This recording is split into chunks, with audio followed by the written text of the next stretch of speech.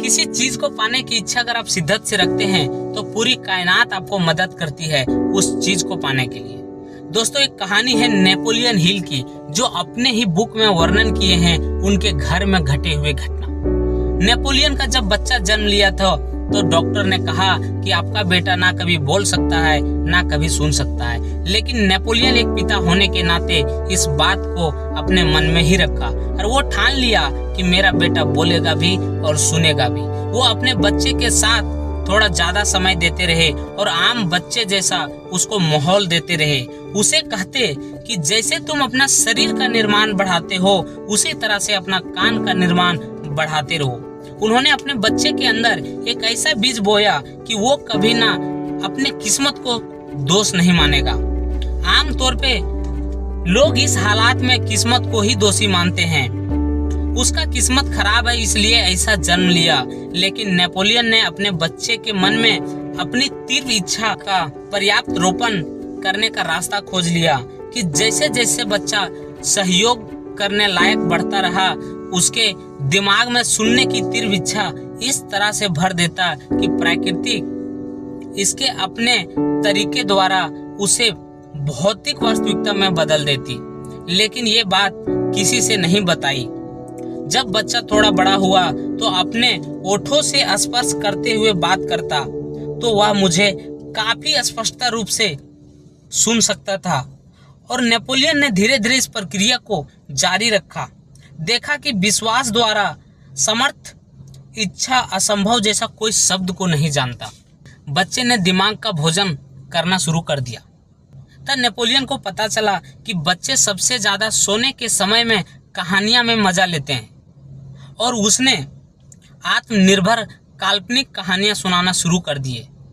वो हमेशा जारी रखा। बच्चा जब 7 वर्ष का हुआ उस समय पिता ने उसके बड़े भाई की तुलना में उसे बड़े होने का विचार डाल दिया। जब बच्चा स्कूल जाने लायक हुआ उस टाइम देखा कि उसका बड़ा भाई पहले से ही अखबार व्यापारी बन गया था। उस लड़के ने भाई को देखकर वे अपने आप को साबित करने का दिमाग की सर्विसिंग सफल करने का प्रयोग चालू कर दिया। वो हर महीना समाचार पत्र बेचने के लिए घर में विनती करता, लेकिन उसकी माँ अपनी सहमति नहीं देती क्योंकि माँ को डर था कि वह बहरा है और जब वह सड़क पे निकलेगा तो वो असुरक्षित रहेगा। लेकिन बच्चे ने अंत में मामला खुद संभाला। माँ जब घर से बाहर गई तो बच्चे ने खिड़की के माध्यम से बाहर निकल गया और वो अखबार बेचने चल गया। जब माँ शाम को घर आई उससे पहले बच्चे ने घर पे आके सो गया और माँ ने उनके हाथों में देखा कि मुट्ठी बंधा हुआ है पैसे से और बच्चा सोया हुआ है। माँ के खुशी से आंख भर आई और पिता ने दिल से हंसा क्योंकि वो जानता था कि बच्चे के मन में खुद में विश्वास का बीज डालने में सफल हो गया है। उसकी माँ ने देखा अपने पहले व्यापार उद्यम में एक छोटा सा बहरा लड़का जो सड़कों पर बाहर चला गया, पैसा कमाने के लिए अपने जीवन को खतरे में डाल दिया। नेपोलियन एक बहादुर महत्वाकांक्षी आत्मनिर्भर छोटे व्यापारी को देखा जिसकी स्वयं में प्रतिष्ठा 100% बढ़ गई थी क्योंकि उसने स्वयं की पहल का व्यापार किया था और जीत हासिल की थी। इस कार्रवाई ने नेपोलियन को खुश कर दिया क्योंकि नेपोलियन जानते थे कि उसके साधन की विशेषता का सबूत दिया था जो जीवन भर उसके साथ रहता। जब लड़का हाई स्कूल में था उसने एक विद्युत श्रवण सहायता का प्रयोग करने की कोशिश की, लेकिन उसका कोई काम नहीं आया। जो हम विश्वास करते थे कि एक स्थिति के कारण लड़का का हालात ऐसी है, जिसका खुलासा डॉक्टर जे गार्डन बिलनेस ने तब किया था जब बच्चा 6 साल का था और उन्होंने बच्चे के सिर के एक तरफ ऑपरेशन किया था और पाया कि प्राकृतिक द्वारा इससे सुनने की कोई उपकरण संकेत नहीं था। कॉलेज में अपने अंतिम सप्ताह के दौरान ऑपरेशन के 18 साल बाद कुछ ऐसा हुआ जो उसके जीवन में सबसे महत्वपूर्ण मोड़ बना। मात्र एक मौका प्रतीत होने वाली चीज के माध्यम से उसने एक अन्य विद्युत श्रवण सहायता यंत्र हासिल किया जो उसके पास प्रशिक्षण के तौर पे भेजा गया था। इस तरह के एक उपकरण के साथ अपनी निराशा के कारण वह इस प्रशिक्षण के बारे में सुस्त था।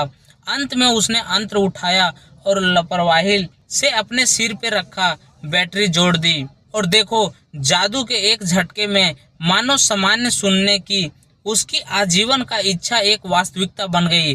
अपने जीवन में पहली बार उसने व्यवहारिक रूप से, साथ ही सामान्य सुनने वाले किसी भी व्यक्ति के रूप में सुना। ईश्वर अपने चमत्कारों का प्रदान करने का रहस्यमय तरीके से चले आते हैं। उस बदली हुई दुनिया के कारण अत्यंत खुश होकर उसने श्रवण यंत्र के माध्यम से उसके पास लाई गई थी। वह टेलीफोन की तरफ दौड़ा, माँ को फोन किया और अच्छी तरह से उसकी आवाज सुनी।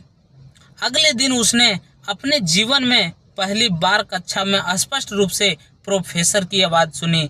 पहले वह केवल तब सुन सकता था जब वह कम दूरी में चिल्लाते थे।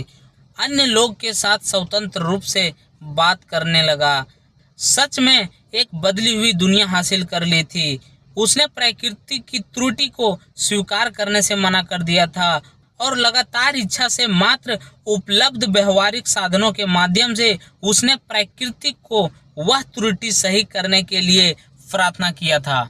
दोस्तों, नेपोलियन बोलते हैं कि मेरे मन में कोई शक नहीं था। उसकी माँ और मैं उसके मन में उस तरह का इच्छा नहीं डाला होता तो आज वो सुन नहीं पाता।